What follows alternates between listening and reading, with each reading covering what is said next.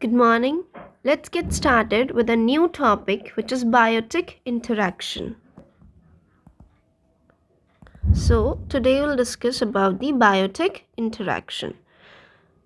अब यानी कि बायोटिक इंटरैक्शन में आपकी 3-4 चीज़ें आती हैं कि ऑर्गेनिजम्स जो भी अर्थ पे लिव कर रहे हैं वो एक दूसरे से इंटरलिंक्ड हैं। जब वो इंटरलिंक्ड हैं तो आपस में उनका कुछ ना कुछ रिलेशनशिप होगा। मे बी ऐसा हो सकता है that they are equally beneficial to both the sides, or maybe it can happen that one is getting the benefit, other is not getting it, or it can also happen that one is getting the benefit but other is being like it's not getting any benefit and it is also harmful. So if we talk about the types of biotic interaction, there is first number comes mutualism. Mutualism is,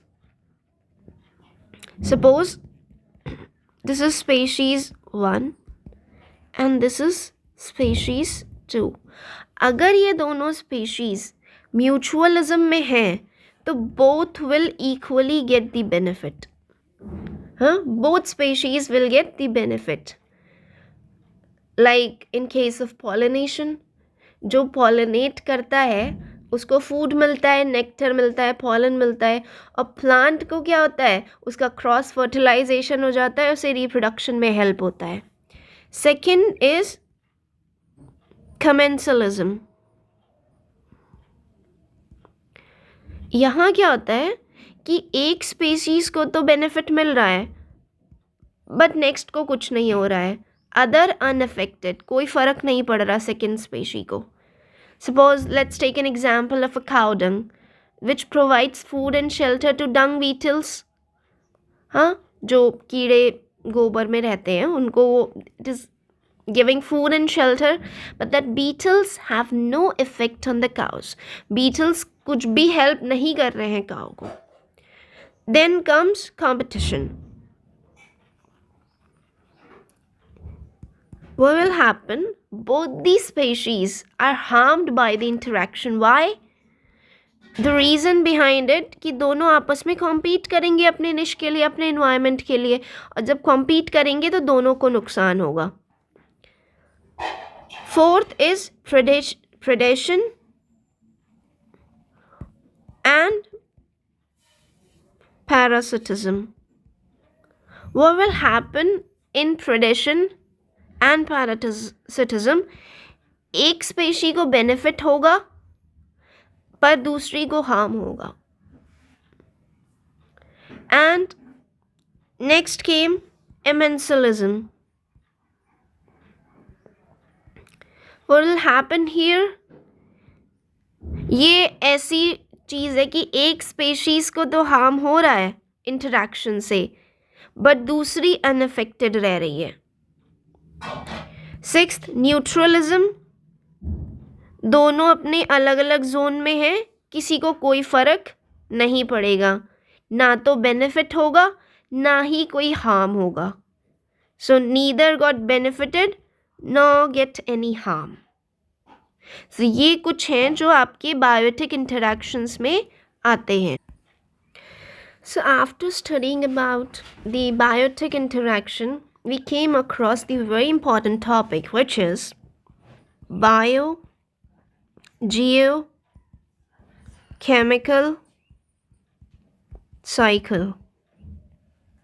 So जो biogeochemical cycle है इसमें आपकी nutrient cycling आती है. Nutrient cycling means कि कैसे different nutrients या gases किस तरीके से वो इन्वायरमेंट से ऑर्गेनिजम्स के पास जा रही हैं, उनका यूटिलाइजेशन हो रहा है और फिर वो दोबारा अपने फिजिकल इन्वायरमेंट में वापस आ रही हैं. So how we can define the nutrient cycling? It is a concept that describes how nutrients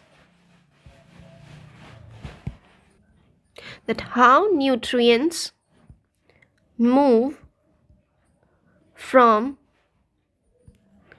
physical environment to living organism and subsequently recycled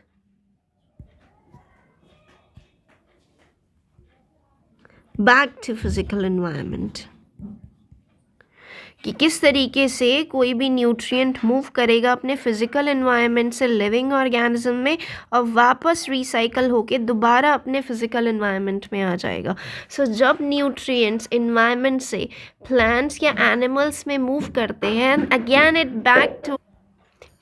it move back to the environment. ये बहुत essential process है जिससे जो nutrient cycle है वो balanced और stable रहती है. और ये बहुत इंपॉर्टेंट होता है किसी भी इकोलॉजी को फंक्शन करने के लिए किसी भी रीजन में.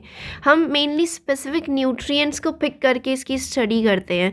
जैसे गैसियस अगर साइकिलिंग की बात करेंगे तो विल टॉक अबाउट दी कि कैसे फॉस्फोरस जाता है, कैसे सल्फर साइकिल, कैसे नाइट्रोजन किस तरीके से जाती है वो एनिमल्स में, प्लांट्स में, and then it comes back to the environment.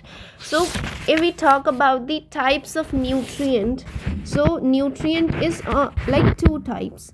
One is perfect and the other one is imperfect. If we talk about the types of nutrient, so if we talk about the perfect, so it is based on replacement period. These all are based on replacement period कि environment में कितनी जल्दी ये replace हो जाएंगे. And other is imperfect. अब perfect nutrients कौन से होते हैं? Gate replaced very fast, mostly gases, बहुत जल्दी रिप्लेसमेंट होता है. इम्परफेक्ट कौन से होते हैं? Not so easily get replaced.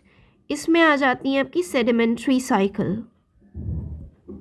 इस सेडिमेंट्री साइकिल में क्या होता है?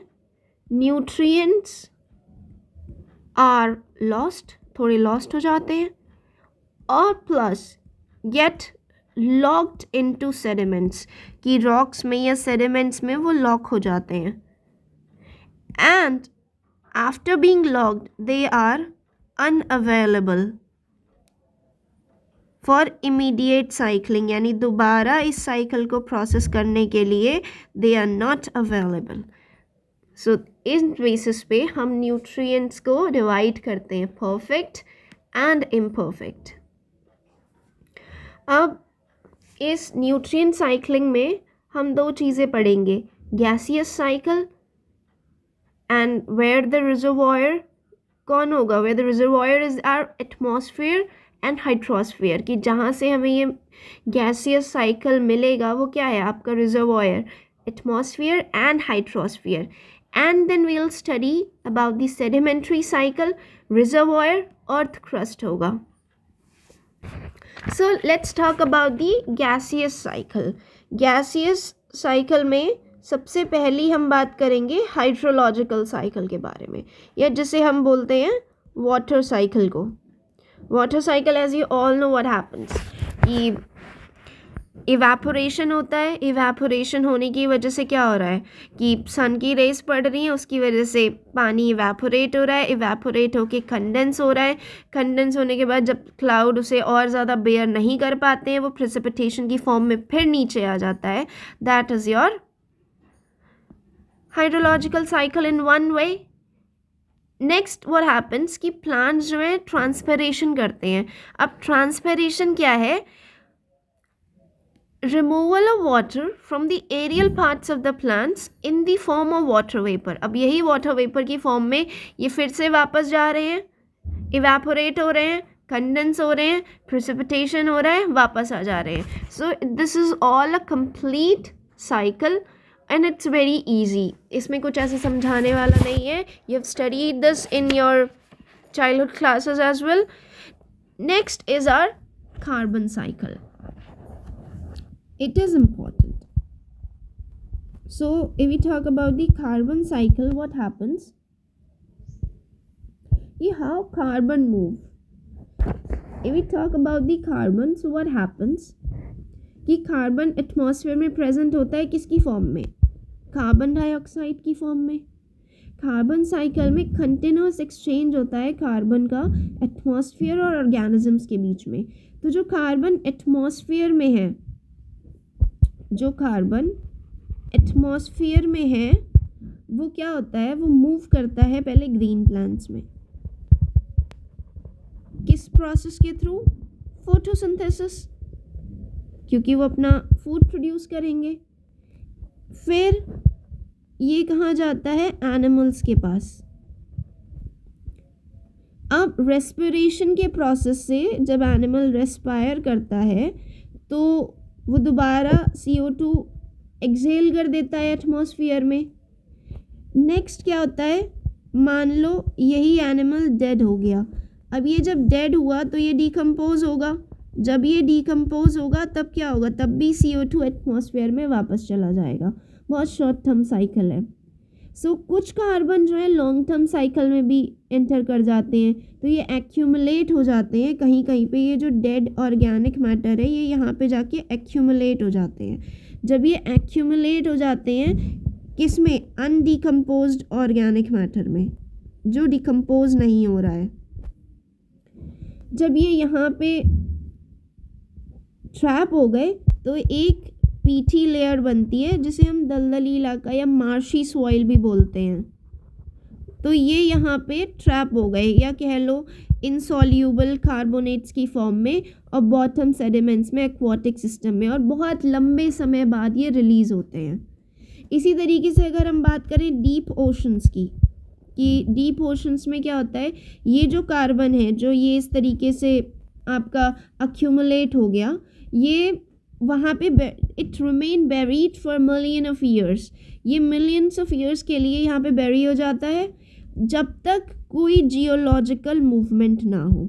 अगर कोई जियोलॉजिकल मूवमेंट नहीं हो रहा है तो it will remain trapped and buried here only. फिर अगर ऐसा कुछ हो रहा है मूवमेंट की वजह से, ये रॉक्स जो हैं लिफ्ट होके सरफेस पे आ रही हैं, उसके बाद इसमें इरोजन हो रहा है। अब इस इरोजन में कार्बन डाइऑक्साइड, इसके कार्बोनेट्स और बाइकार्बोनेट्स रिलीज़ होंगे, यानी कि कार्बन डाइऑक्साइड, कार्बोनेट्स, बाइकार्बोनेट्स ये रिलीज़ होंगे और रिलीज़ होके दोबारा रिवर्स में या आपकी स्ट्रीम्स में चैनल डाउन हो जाएंगे।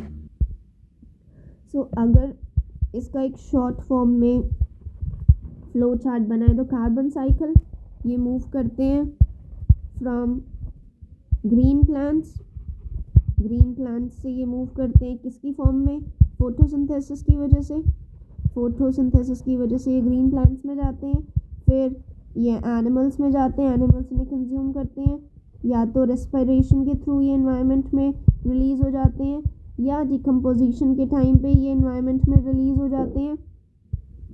हाँ, डेड ऑर्गेनिक मैटर में जब ये रिलीज़ होते हैं बैक टू एटमॉस्फेयर वापस आ जाते हैं। कुछ केसेस में क्या होता है, जो कार्बन्स हैं लॉन्ग टर्म एक्यूमुलेशन में जाते हैं, लॉन्ग टर्म के लिए वो एक्यूमुलेट हो जाते हैं in the form of PT और मार्शी और इनसॉल्यूबल कार्बोनेट्स। नेक्स्ट क्या होता है, बाद में जब कभी ये रॉक्स जो हैं ये सरफेस पे आती हैं ये रिलीज़ हो जाते हैं। So what we have studied till now, we studied about the biotic interaction, we studied about biogeochemical cycle, in which we study about hydrological cycle and carbon cycle. Now we left with our nitrogen cycle. We will discuss the nitrogen cycle and the sedimentary cycle in our next lecture. Till then, revise it and keep revising it, keep memorizing it. Thank you.